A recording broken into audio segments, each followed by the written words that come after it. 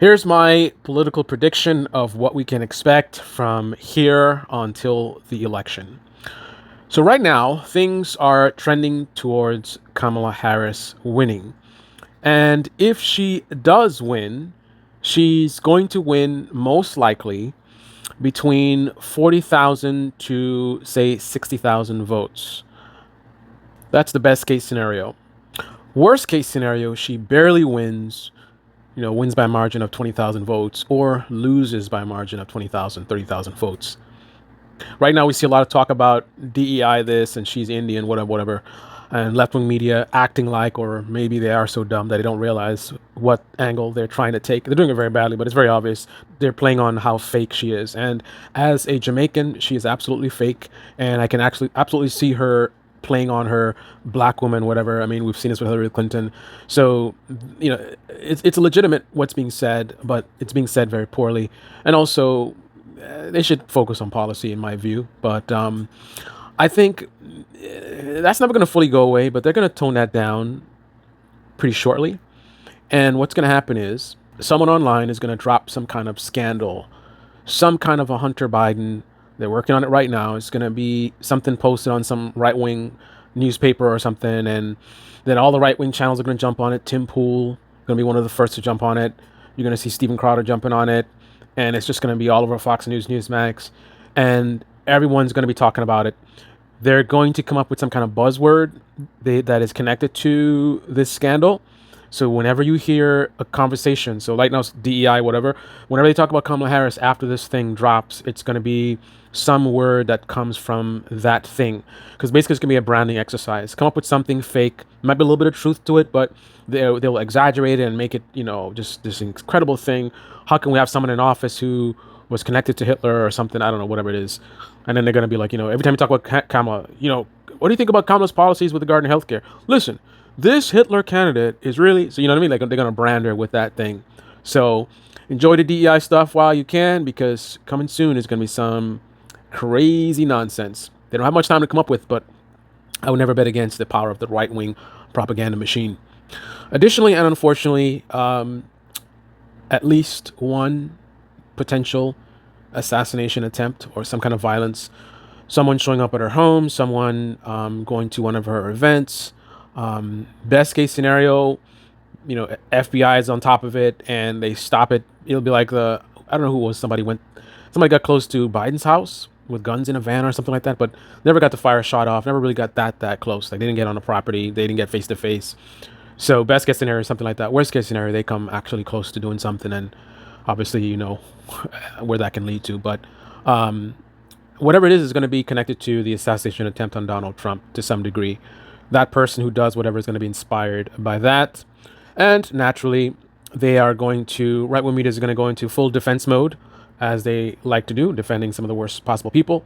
They're going to come up with an alibi about how this person is not really who you think they are. It's a psyop. Oh, they're actually not a right winger. It's actually a left wing person. Here's a photo of them at a Black Lives Matter protest 4 years ago, whatever it is. Like they're gonna go hardcore. It wasn't one of us that did it. We are the peaceful ones. The left is violent. In the scenario where she wins, the right wing is going to be using their just really ridiculous simpleton argument of how on earth could Kamala Harris get more votes than Joe Biden and more votes than Obama. So it's going to be a historic election. So a lot of people are going to come out. And during a historic election, whoever's on the ballot is going to get a historic amount of votes, right? It doesn't matter how good or bad they are. It doesn't matter how much enthusiasm they are. It's math. If you have a ton of people that are coming out to vote, then whoever's on a ticket is going to get a historic amount of votes. But they don't get that. So they're going to say the election was stolen. Of course, that's coming. But one of the big talking points is Kamala Harris. Look at her. She ran in 2020 and, look how horrible she did and nobody likes her and Democrats don't like her and blah, blah, blah, blah. And she's flip-flopping and this and that. And look at even the liberal media, they call her out for this and call her out for that. How on earth could she get more votes than Joe Biden and more votes than Obama? No way. It's got to be stolen. Just think about the fact that I already know there's a high probability she's going to get a historic amount of votes just because the historic election. I already know that. But yet to them, you'd be like, wait a minute, what? She got more votes than whatever? Oh, clearly it's stolen. Additionally, Donald Trump is going to start pushing for his plan B because he's terrified right now. So there's going to be more focus going on as things go along to voter fraud talk and all kinds of shenanigans and voter suppression stuff, and shutting down polls, and getting, dealing with voter purges under the sort of guise of like, hey, we're trying to clean up our voter rolls. We have all these people, dead people that are still registered to vote, and we don't want any of that to happen. But in reality, it'll be to reduce the number of voters who might vote for Kamala Harris. These efforts are going to be strategically targeted in areas where Kamala Harris is likely to do better. You're not going to see them doing the same kind of purging efforts in places where Trump dominates, and or they're going to do things that specifically target the Kamala Harris voter. So this is a really slick thing that they do. It's statistics, right? You look at statistics. The average, you come up with a profile for the average Kamala Harris voter, right? And you use that profile to suppress that group of people. You look for something that is unique to that group of people. So let's say, for example, Kamala Harris voters are, 90 times more likely to be hip hop fans. So if you can, shut down, polls where basically somehow try to target hip hop, right? So maybe you can get a map that identifies, where people live based on their music choice. That's a kind of a silly example, but you get the idea. You just find some kind of, metric that is unique to the Kamala Harris voters. It has to be something very unique because you don't want to suppress the Trump voters, right? So something that is overwhelmingly Kamala Harris voters, they are linked to this, and Trump voters are not. And then you somehow find a way to do a suppression based on that, right? So it's not overtly known that you're trying to suppress Kamala Harris voters. You put it under the guise of like voter safety or something. There'll be efforts to try to get her off the ballot because they don't think that it's how she got on the ballot was appropriate, and they'll play the you try to get Trump off the ballot, so we're going to do the same thing. If she wins, January 6th, part 2. But it's going to be very different because a lot of the people, the worst actors, are already in prison, already identified, and also the federal government is not going to want to be caught with their pants down twice in a row. So if anything, I would expect to go a little bit overkill, and they might get some pushback based on that.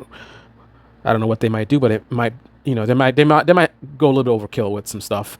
But in general, with them being on guard and a lot of the worst actors already being in prison, that leaves you to a numbers problem. Now, if you can generate a big enough mob, mob mentality can do the job. But in terms of organized groups and militias, I don't know. I think there's gonna be some big issues there. There's also been a lot of weeding out of extremists from the military, and I believe law enforcement as well. So I'm not sure how that's gonna play out, but there's definitely going to be the energy for January 6th part 2. And this January 6th, I think, is going to be, make the last one look like a joke. Then there's the fake elector stuff. There's a lot of loyalists all over that are involved in the elections themselves. So failure to certify the votes, that's going to be a thing, or other types of shenanigans. And of course, right-wing media is going to whitewash it all and make excuses and, do the highbrow stolen election stuff where they pretend like it's legit. Then, if she wins, once we get past the election, I think there's going to be a higher list of incidents of threats to her life. Hopefully, none successful, but look out for that. And it may not necessarily make the news as well. Sometimes there's things that happen that we don't necessarily know about, or it's not a big story, but I would definitely be very concerned about her security if she actually wins. Then it's going to be full on mode of the GOP of just blocking everything. Everything she tries to do, they're going to try to block it. And I don't think she has the political smarts to overcome that. So I'm not expecting much from her presidency.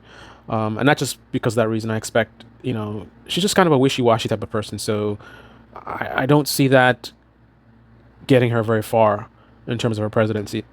So that means after 4 years of Kamala Harris, it'll open a really wide door for the next Donald Trump, or maybe Donald Trump himself. But the next election, oh boy, I don't know, man, because if they dump Trump, the Democrats are going to have a really big problem after 4 years of Kamala Harris not really doing much.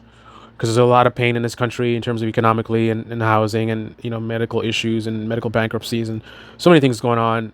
The idea of 4 years of Kamala Harris not really doing much and just getting on the news and giggling when she's asked tough questions and flip flopping on her positions. The stuff she ran on.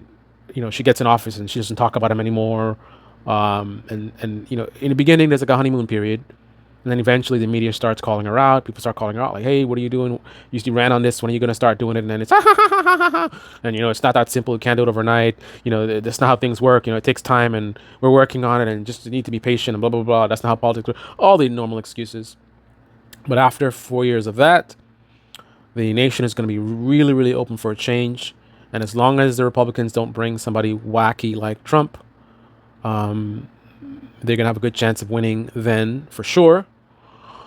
But whoever they put up is going to be somebody who is a Trump loyalist. Maybe not overtly so. If they're sharp, if they're smart about it, he's going to be a Trump guy. So that means that them winning is going to be a very, very bad deal. But they might just manage to slip them through if they can look normal enough. And then you have Democrats just kind of, no motivation. And without a boogeyman, legit boogeyman on the ticket, that they're aware of anyway, they don't vote. And then that means Republicans win. And then they start doing Project 2025. Remember that thing? Remember that thing from 2024 that we're talking about? Oh, it's back again. Back at it again with the white vans. So that's the essence of my prediction of what's going to happen between now and the election. Tell me your thoughts. This is Debate Me channel. Debate me in the comment section below. Click on the like button, subscribe, smash that bell. Be well.